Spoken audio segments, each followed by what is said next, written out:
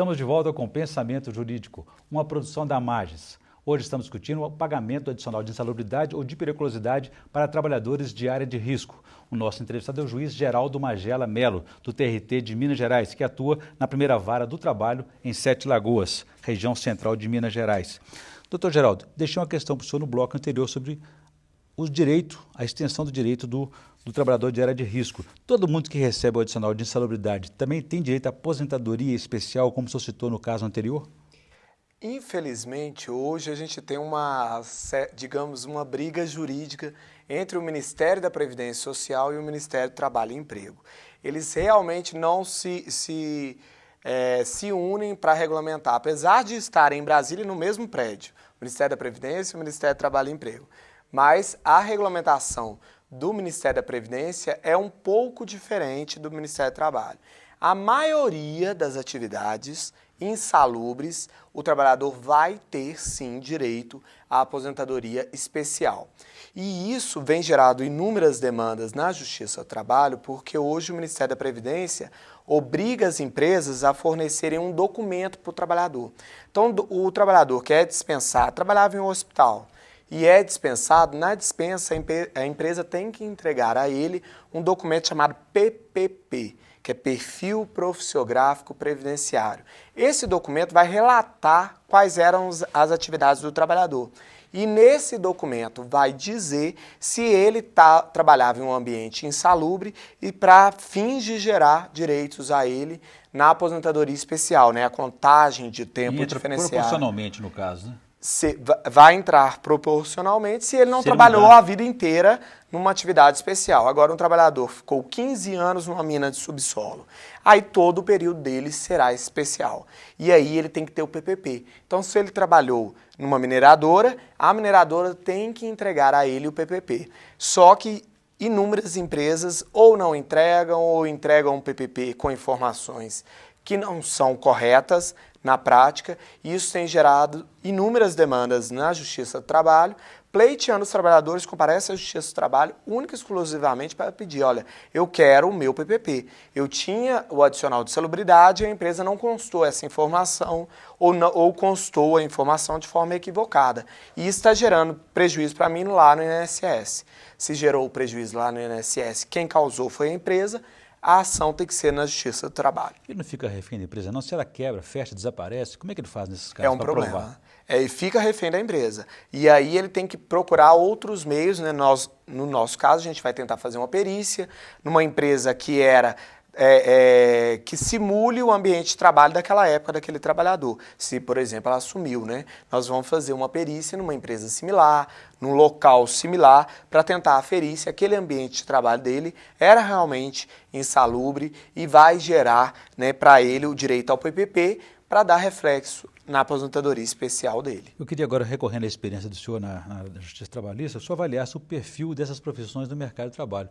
São profissões que são atrativas pela compensação financeira, mas estão sobrando no mercado de trabalho. Como é que o senhor avalia isso? Por quê? São atrativas, não são tão atrativas, na verdade, porque o adicional de salubridade, hoje, ele vem sendo calculado pela maioria das empresas, e o entendimento jurídico prevalecente é esse, sob o salário mínimo. Então, é 10%, 20% ou 40% sob o salário mínimo. Como a maioria dos trabalhadores ficam no 20%, é muito pouco. A retribuição financeira para você trabalhar em um ambiente que vai te causar uma doença, né? Mais cedo ou mais tarde, a radiologia, infelizmente, causa um câncer, né? Desenvolve uma doença muito grave. E vários ambientes de trabalho podem causar uma nocividade muito...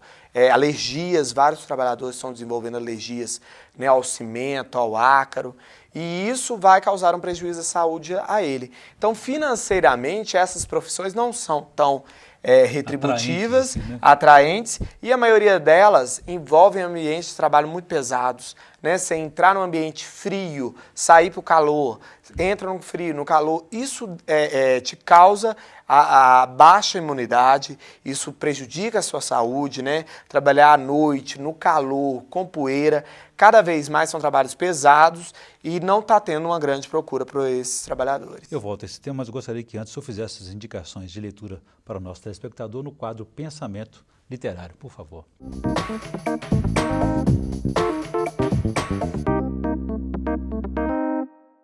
Para os estudantes, eu recomendaria o livro da Alice Monteiro de Barros, que é desembargadora e acabou de ser aposentada no tribunal, até como uma homenagem a ela. É um livro, Curso de Direito e Trabalho, é um livro com uma linguagem mais fácil, mais voltada realmente para estudantes. E um livro que eu mesmo leio, que eu acabei de ler e gostei muito, é As Margens do Rio Pietra, Eu Sentei e Chorei, que é do Paulo Coelho. É um livro muito interessante também, para mais como vivência pessoal. É um livro que eu realmente recomendaria. Muito boa as indicações aí. Doutor Geraldo, eu gostaria de ouvir a opinião sua sobre essas mudanças também do próprio TRT no entendimento de algumas profissões, com relação, por exemplo, a trabalhar no final de semana ou em casa atendendo celulares. Por conta dessas novas tecnologias, e-mail, computador, isso hoje é entendido como hora extra? Antigamente o TST não entendia. O TST tinha um entendimento de que o simples fornecimento do celular, né, ou do Page, ou do iPad, né, hoje as tecnologias estão imensas, virtuais, não geravam direito adicional de salubridade. Recentemente o TST, que é o Tribunal Superior do Trabalho, alterou um pouco o entendimento. Ele veio dizendo, olha, se na prática a empresa fornece o celular para o trabalhador, a empresa fornece acesso à internet para ele, da onde ele estiver, e ele, após a sua jornada de trabalho, está permanentemente conectado à empresa, né, para que ela, a todo tempo, quando precise, o chame, né, por exemplo, ele tem o celular fornecido pela empresa e no final de semana, acaso tenha algum problema, a empresa liga e ele é acionado. Se acontece esse fato, o entendimento hoje é que ele tem o direito ao chamado sobreaviso, né? Que o trabalhador não ganha hora extra na prática, mas é uma hora menor, mas ele está recebendo, né, por estar em casa à disposição da empresa. Muito bem, nós estamos na reta final. Gostaria de uma opinião do senhor também sobre essa mudança de súmula vinculante, né, no caso do TRT, com relação ao direito da gestante à estabilidade quando o emprego é temporário, né? O TST não é súmulas vinculantes. Súmula vinculante é só o Supremo. Mas a do TST é uma súmula que praticamente tem essa força, porque ela é muito forte na aplicação pelos juízes. Hoje o entendimento é que a gestante tem estabilidade, né? A partir da ciência da gestação dela, até 5 meses após o parto, a gestante não pode vir a ser dispensada sem justa causa. Então a gestante tem uma segurança maior para, inclusive, poder gerar essa criança, né, no emprego. Inclusive se o contrato de trabalho dela era por prazo determinado, ou seja, se ela estava num contrato de experiência, né, ela também faz jus à estabilidade. Muito bem. Conversei aqui com o juiz Geraldo Magela Melo, do TRT de Minas Gerais, da primeira vara do trabalho de Sete Lagoas. E falamos aí sobre o pagamento adicional de insalubridade, periculosidade e outros direitos trabalhistas agora reavaliados pelo TST. Doutor Geraldo, obrigado pela entrevista. Foi um prazer recebê-lo aqui no Pensamento Jurídico. Nós que agradecemos, ficamos por aqui. Se você quiser participar do programa, escreva para pensamento@amages.com.br. pensamento@amages.com.br. Obrigado e até a próxima.